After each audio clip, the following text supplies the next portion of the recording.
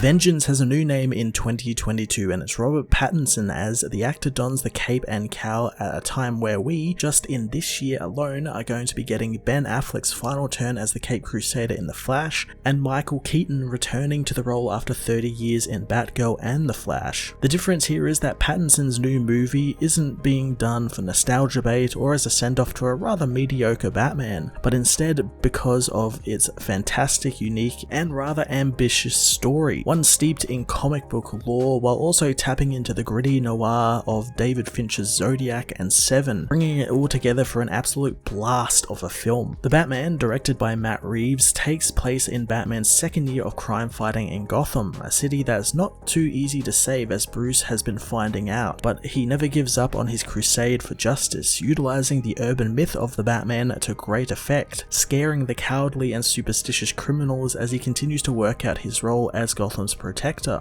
Gotham is soon gripped by a series of murders, all high-ranking officials in the city's government and law enforcement, all committed by the mask-wearing man who, thanks to the codes and riddles he leaves behind, is soon dubbed the Riddler. Batman and Detective James Gordon work together to unravel Riddler's mystery, a mystery tied to Bruce's parents, the Penguin, Carmine Falcone, and even Selina Kyle. Right from the beginning, the Batman lets you know it's going to be different from other incarnations of a character, perfectly capturing in its opening minutes the myth of the Batman in Gotham, giving us a brilliant visual representation of the infamous "criminals are a cowardly and superstitious lot" line from the hero's origin, playing up the criminal's fear of the dark and what lurks in it. From there, we are treated to the most detective work we've ever seen a live-action Batman do on screen, ever, as the hero reluctantly works with the cops, most of whom are corrupt, to uncover what Riddler has planned. I love the way Pattinson plays Batman in his scenes with the cops, slowly walking through crime scenes, sticking to shadows, and just being a broody menace to them all. There is a fantastic presence from the actor when he gets in that costume, and the way he carries himself is just so good and adds so much theatricality to the role. As the movie goes on, Jeffrey Wright's James Gordon is brought into the mix, already a well-acquainted partner to Batman of sorts, after their time taking down the Maroney crime family, an allusion to Batman Year One by Frank Miller, and something that ends up factoring into the story in a big way later on near the end. Wright's Gordon is gruff and not afraid to get into the mess of it all, a far better Gordon than, dare I say, Gary Oldman's rather stiff and boring version of the character in Nolan's films. Gordon actually has quite a bit to do in this film, almost being Batman's Robin in a way, being with him as he discovers the intricate web Riddler has sewn. Zoe Kravitz's wonderfully sultry and mysterious Selina Kyle gets involved in the story after one of her close friends ends up missing, and thanks to her links to the Penguin and his club, it's an easy in into the underworld for Batman, who recruits her as a type of informant type character for a little while before we learn Selina, as comic book Selina does most of the time, was really running one big heist to get out from under Penguin and Falcone, who, much like in Batman Dark Victory, is revealed to be Selina's father. The Penguin's role in the film is quite large and played somehow by Colin Farrell, who is just absolutely unrecognizable in the role, just disappearing into the brilliant portrayal of a rising mob boss who is just waiting for his moment to take it all over, and he will kill anyone, innocent women included, to get what he wants. After surviving people strapped with bombs, mob bosses being assassinated, and Alfred being blown up, Batman finally comes face to face with Riddler, played by the always amazing Paul Dano, whose version of the character, Edward Nashton, is infinitely interesting, since on the surface you could see him as just some extremist 4chan incel guy, but the more you listen to the character's story and the more you see the plot play out, you find that he is a damaged, very obviously mentally ill person who was failed by the system of the corrupt, money-grubbing white men that rule Gotham, and because of it, he turned to things like the internet and where he could meet with other extremists to demand vengeance.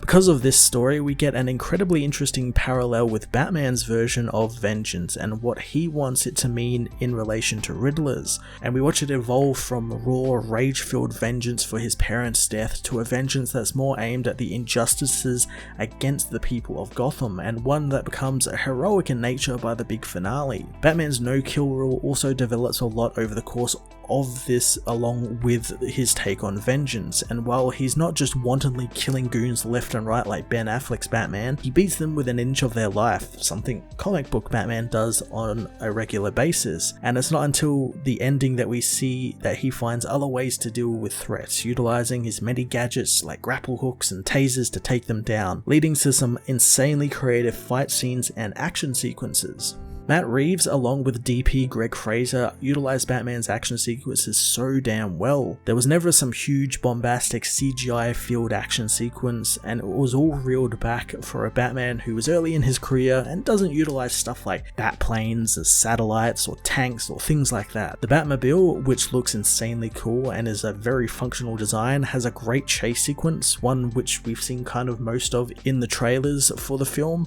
But what became my favourite sequence of the film was the big finale, which saw Batman battling a bunch of snipers atop a stadium which begins to flood. It was a brilliant use of Batman's ability to disappear into shadows and utilise the surroundings to his advantage. It's also the crescendo of Batman's big arc throughout the story, with him becoming a full-on hero, resulting in some fantastic bits where he literally saves a group of people and carries them out of the rubble and into the light. It's really quite fantastic and something you'd see in a comic book. All the action serves the story as well. There isn't just some action sequence dumped at, an hour into the movie just to sort of break up the quiet bits. And that's why I really like this film, since Reeve differentiates his movie from other comic book movies, being that the movie isn't afraid to get quiet. And we have a myriad of slow, quiet scenes between characters, specifically Batman and Catwoman, as their sexual tension-filled relationship blossoms throughout the film. Outside of the action sequences, Reeves's direction was brilliant, and his vision for Gotham is the best since the Burton era. I love how big and grimy and dark the city is. It's constantly raining or it's foggy, and the aerial shots of the city show that it's not just some stock footage of Chicago or New York like the other Batman films have used, and there was some thought put into its moody gothic look, which, like Bruce throughout the story, evolves with him, with the ending being bathed in sort of a sunlight, yet there's still a little bit of clouds there. Adding to the mood of Gotham is Michael Giacchino's booming score, giving Batman a slow building, ramping up theme that fits Bruce's character arc perfectly, really hyping you up when it comes on and when you hear it throughout all the different action sequences. The movie is also filled with bands like Nirvana, played by the brooding Bruce loudly in his cave as he works away on his detective work, and it fits this version of the character so well, and is something really unique to this version of the character, since we never really had a Batman that listens to music or has a playlist full of these sorts of things, so it's quite interesting that that was a character choice that Reeves and Pattinson added in. The Batman is probably the best Batman film to date, perfectly encapsulating what I love about the character, deciding to focus on the quiet detective crime mystery side of the character and his journey from rage-filled vigilante to the hero of the people, instead of the overdone, member-berries-filled huge action set pieces of previous Batman films, resulting in a film which does the characters 100% justice, and one I really want to see a sequel to. I'm going to give The Batman a 10 out of 10.